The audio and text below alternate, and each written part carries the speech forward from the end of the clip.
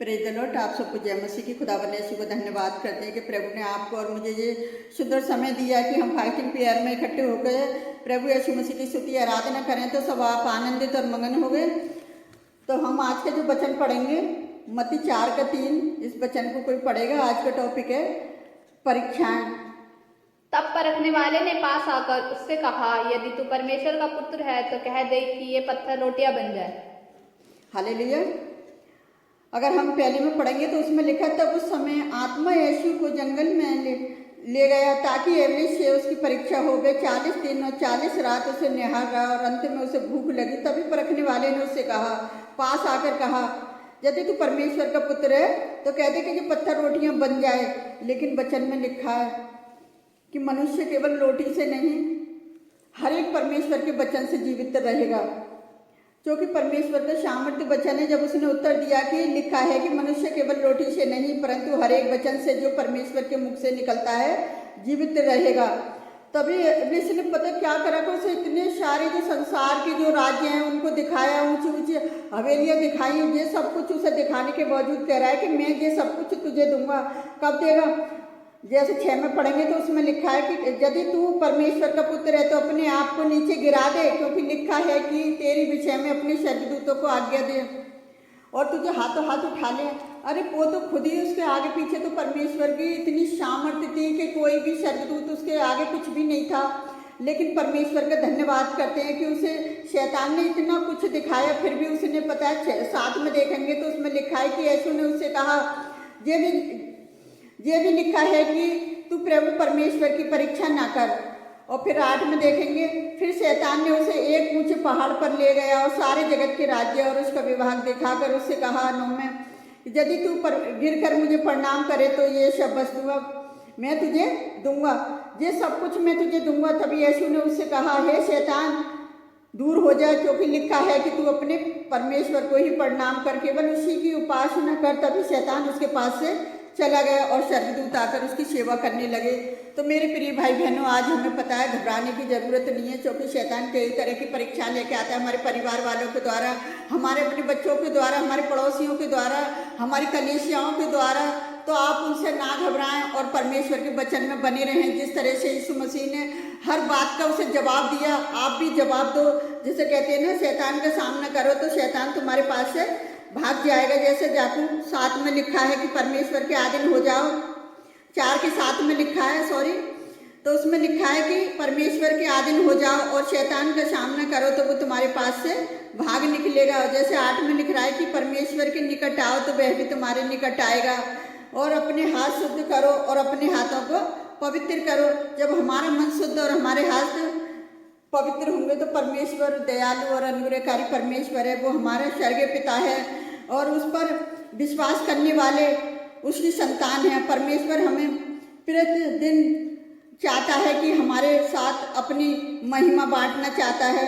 वह हमें अपनी इच्छा के अनुसार प्रतिफल देना चाहता है और उसे हमें प्रसन्न करने का एक ही तरीका है कि हमें हर रोज बाइबल पढ़नी है, हर रोज उस वचन से उस शैतान को हराना है हमें, क्योंकि हम परमेश्वर की संतान है, वो हमारा पिता है। हम उसकी आज्ञाओं का पालन करना चाहिए और हमें उसकी आज्ञाओं को जब हम कर्तव्य करते हैं तो परमेश्वर हमारे साथ रहता है। अगर हम विश्वास से प्रार्थना करते हैं, तभी विश्वास के बिना अगर हम कुछ भी मांगे तो कुछ भी नहीं मिल सकता। अगर हम विश्वास करते हैं, अगर विश्वास से हम मांगे, परमेश्वर पिता तेरी इच्छा पूरी हो जाए।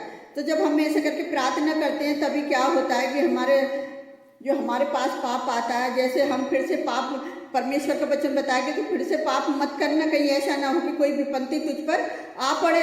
जैसे पहले यूहन्ना 2:16 में लिखा है कि क्योंकि जो कुछ संसार में है वह शरीर की अभिलाषाएं और आंखों की अभिलाषाएं और जीवन का जो घमंड है वही पिता की ओर से नहीं परंतु संसार की ओर से है। हालेलुया।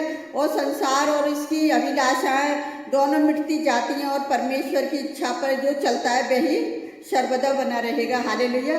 तो परमेश्वर यहोवा का धन्यवाद करते हैं कि हम जब परमेश्वर की संतान हैं तो हम शैतान से क्यों डरें, क्योंकि हम शैतान का सामना करें तो वो हमारे पास से भाग निकलेगा। अगर हम 3 के उदाहरण में देखेंगे तो उसमें लिखा है कि पहले परखने वाले शैतान ने यीशु के मन में ये संदेह डालने का प्रयास किया कि वह परमेश्वर का पुत्र है। शैतान ने कहा, यदि तू परमेश्वर का पुत्र है तो सिद्ध कर और अद्भुत काम करके दिखा। तभी भूखे हो, तुमने 40 दिन से कुछ नहीं खाया, इन पत्थरों को रोटियों में बदल दो। यीशु के पास पत्थरों को रोटियों में बदलने की सामर्थ्य थी। शैतान ने यीशु को अपने आराम और अपनी सुविधाओं के लिए अपनी सामर्थ्य का उपयोग करने की परीक्षा में डाल रहा था। यीशु को भूखा और दर्द क्यों सहना पड़ा? क्योंकि वे आरामदायक जीवन व्यतीत कर सकता था। फिर भी यीशु हमारी खातिर दुख सहना और अपने प्राण देने के लिए इस संसार में आया। देखिए मरकुस 10:45 में यीशु क्रूस पर लटकाए जाने के उपरांत ठट्ठा उड़ाने वाले लोगों ने भी कहा, अपने आप को बचा, यदि तू परमेश्वर का पुत्र है तो क्रूस से उतर आ। मत्ती 27:40 में क्रूस से उतर आने की परीक्षा पत्थरों को रोटी में बदलने के समान थी। क्योंकि यीशु जंगल में शैतान पर जयवंत हुआ था, इसलिए वह क्रूस पर शैतान को पराजित करके विजय होने के लिए बेहतर ढंग से तैयार था। हालेलुया। पहली परीक्षा यूहन्ना में देखेंगे, पहला यूहन्ना 2:16 में द्वारा बताई गई मनुष्य के द्वारा की अभिलाषा के अनुसार, जैसा भी हमने वचन में पढ़ा था, और आदम और हव्वा के द्वारा खाया गया फल खाने में अच्छा था। उत्पत्ति 3:6 में।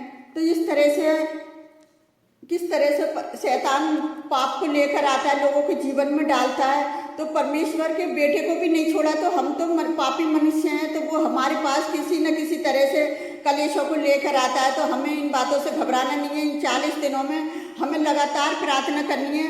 और मेरे प्रिय भाई बहनों, मसीह भाई बहनों, मैं आपसे कहना चाहती हूँ कि हम हर रोज़ प्रार्थना करते हैं, लेकिन अगर हम यूट्यूब पर नहीं डाल ले तो आप ये ना समझो कि हम प्रार्थना नहीं करते। हम आप सबके लिए प्रार्थना करते हैं। आप प्रार्थना में बने रहें और बाइबल के वचनों को पढ़ते रहें, ताकि आप शैतान का सामना कर सके और शैतान आपके पास से भाग सके। तो हम प्रभु यीशु मसीह का धन्यवाद करते हैं इस सुंदर वचन के लिए। तो आइए हम आप सबके लिए प्रार्थना करते हैं। आप भी हमारे साथ मिलकर प्रार्थना करें। Hallelujah, hallelujah. धन्यवाद, धन्यवाद राजाओं के राजा, प्रभुओं के प्रभु, आपका धन्यवाद करते हैं खुदावन।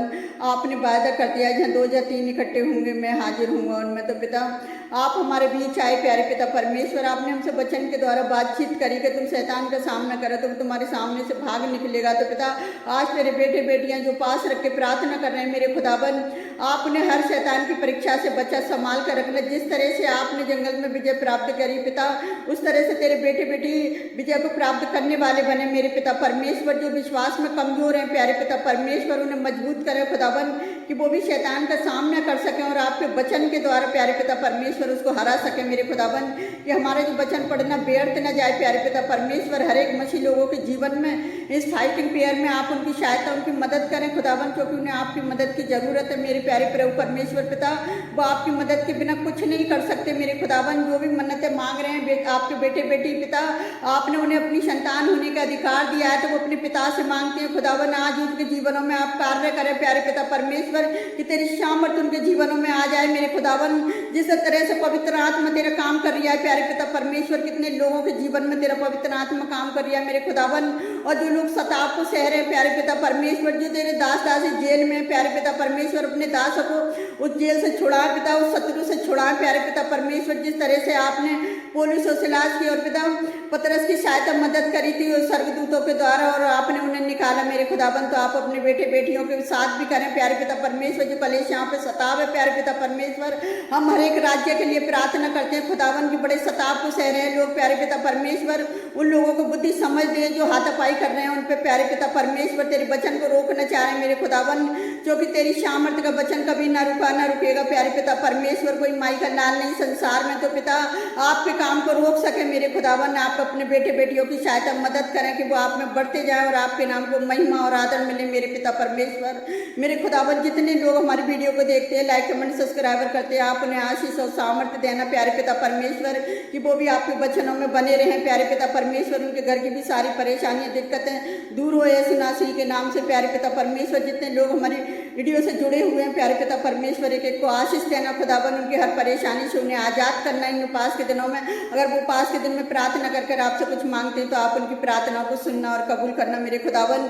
और मैं आपसे क्या मांगूं मेरे पिता, आप तो हमारे मांगने से पहले जानते हैं। आपने हमारी छोटी सी प्रार्थना को सुना और कबूल किया, उसके लिए भी धन्यवाद करते हैं खुदावन। हम जो भी मांगते हैं यीशु नासरी के नाम पर आमीन। प्रभु आप सबको बहुत ऐसे आशीष दे।